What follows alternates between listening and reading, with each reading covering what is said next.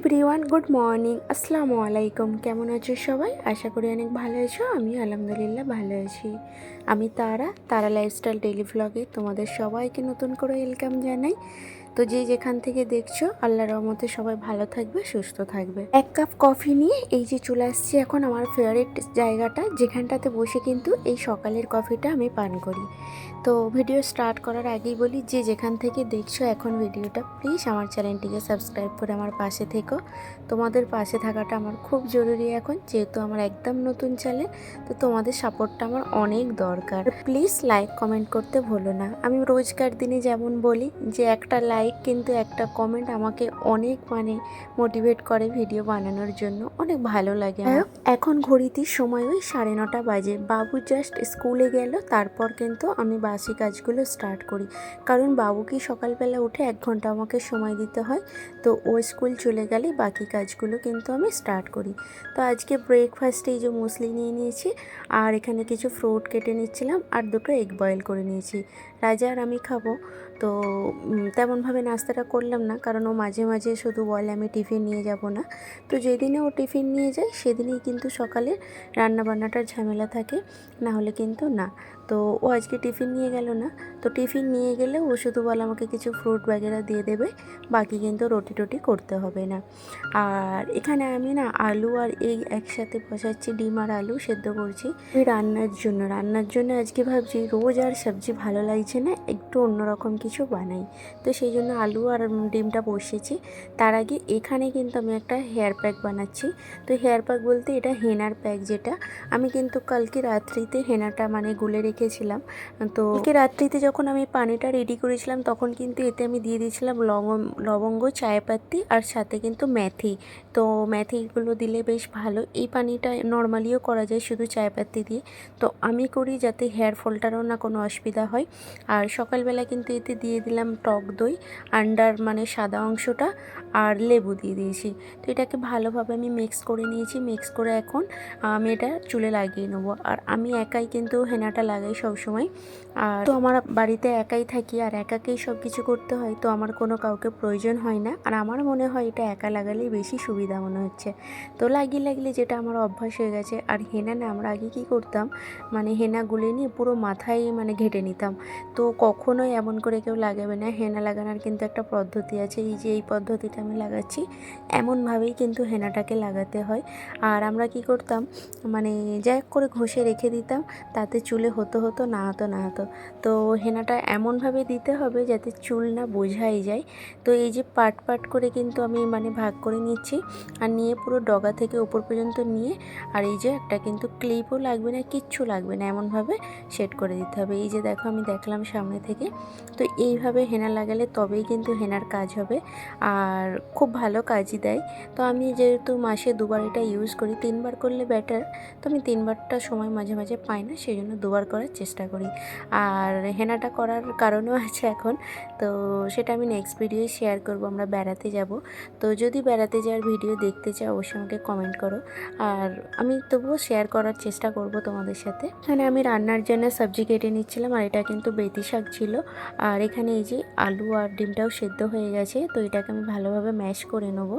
তো আজকে আমি করবো যে আলু আর ডিম দিয়ে না কোপ্তা বানাবো। সবজি বাড়িতে আছে, আজকে না আমার মনে হচ্ছিলো একটু নতুন কিছু করে খাই, যেন আর ভালো লাগছে না সবজি রান্না করতে। তো সেই জন্য কিন্তু এটাতেও খাটনি আছে, এটাতে ফির বেশি সবজির থেকে একটু বেশিই পেরেশানি। তো ফিরবি এটা না এত টেস্টি হয়েছিল, আমি 2 দিন ধরে এই রান্নাটা খেয়েছি।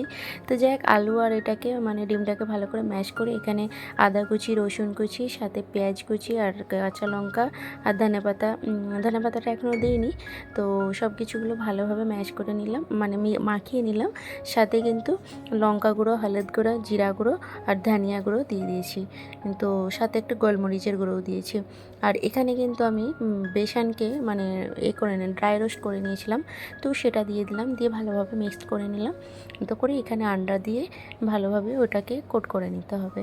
এটাকে আমি একটা একটা করে পুরো গোল গোল করে বল বানিয়ে নিয়েছি। বল বানিয়ে আর এই যে এখন কিন্তু আন্ডা দিয়ে ভিজিয়ে আর এগুলোকে আমি করে নেবো, ফ্রাই করে নেবো।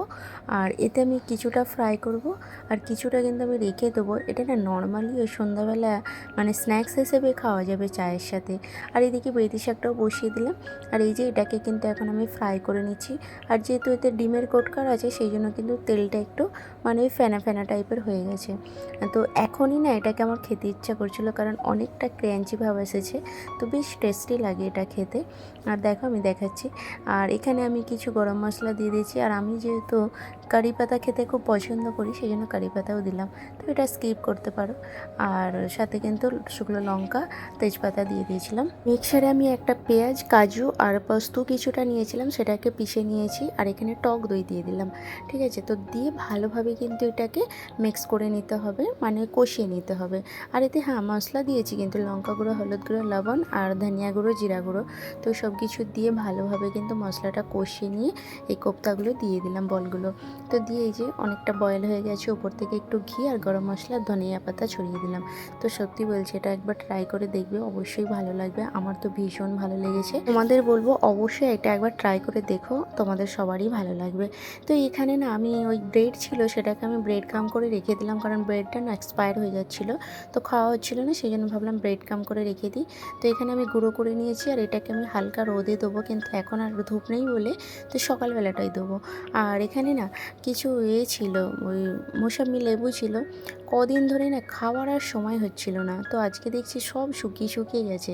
তো ভাবলাম এক কাজ করি, সবগুলোকে কেটে ফেলি। মৌসুমিও ছিল আর সাথে কিন্তু কমলাও ছিল, তো সেই জন্য কী করলাম, সব লেবুগুলোকে কেটে মিক্সারে আমি দিয়ে দিচ্ছি।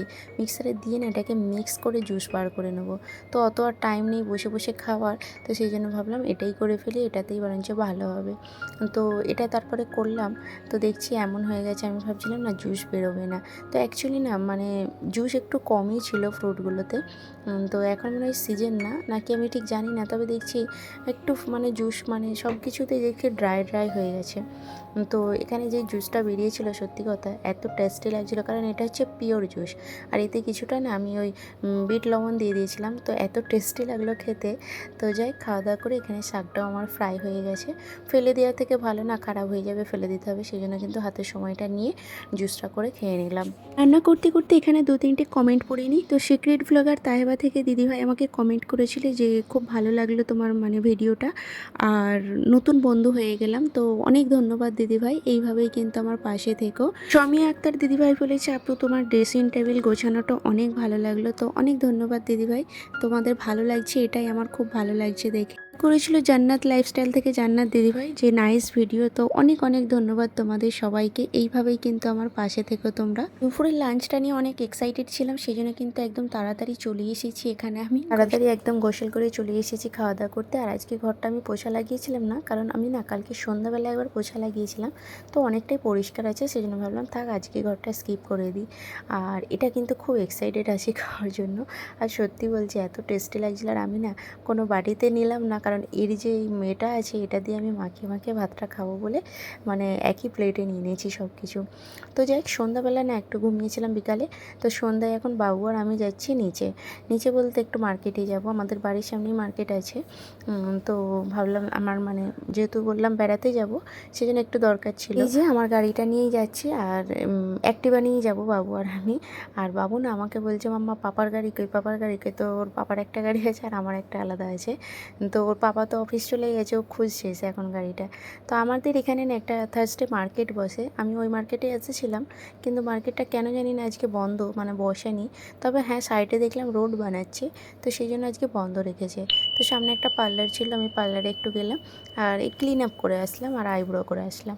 তো যাক এই যে বাড়িতে চলে এসেছি, আমি যে দুপুরে কোপ্তাটা বানিয়েছিলাম, তো চায়ের সাথে বললাম খাবো, যে এই 6টা পিস রেখে দিয়েছিলাম। মার্কেট থেকে এসে এখন চাটা করে খাচ্ছি।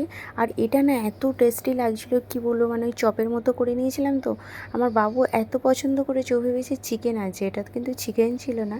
তো ভাবছি না মাঝে মাঝে ওকে এই ধরনের কিছু বানিয়ে দেবো। চলো আজকের মতো ভিডিওটা এখানেই শেষ করলাম, আর প্লিজ কেমন লাগলো অবশ্যই জানিও কিন্তু।